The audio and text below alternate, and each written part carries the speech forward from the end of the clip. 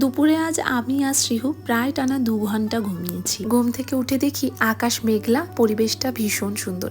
শ্রীহুকে আজকে বিকেলে দিয়েছিলাম ভেজানো মুড়ি আর সাথে কলা। দুপুরেই আজকে এই পার্সেলটা এসেছে। শ্রীহুর জন্য এই জুতোটা অর্ডার করেছিলাম। কোয়ালিটি আর দেখতে দুটোই বেশ ভালো। এখন একটু দুজন মিলে বেরিয়ে যাচ্ছি নিচে। এই সময়টা ক্লাস্টারের সমস্ত বাচ্চারা বাইরে আসে, সবাই খেলাধুলো করে। বিকেলটা বেশ ভালো। আমি আর শ্রীহু গত 4 দিন ধরে একাই রয়েছে। সারা দিন একা হাতে ওকে সামলানোর পর বিকেলটা একটু বেরোতে পারলে ভালোই লাগে।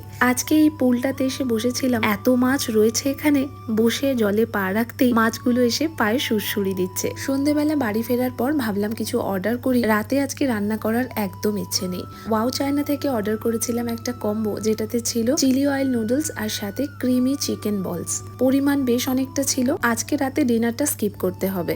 আগামীকাল আমরা এগরার বাড়ি যাচ্ছি, তাই রাতেই শ্রীহুর সমস্ত জামা কাপড় কেচে রাখলাম, সাথে আমাদের প্যাকিংটাও কমপ্লিট করে নিলাম।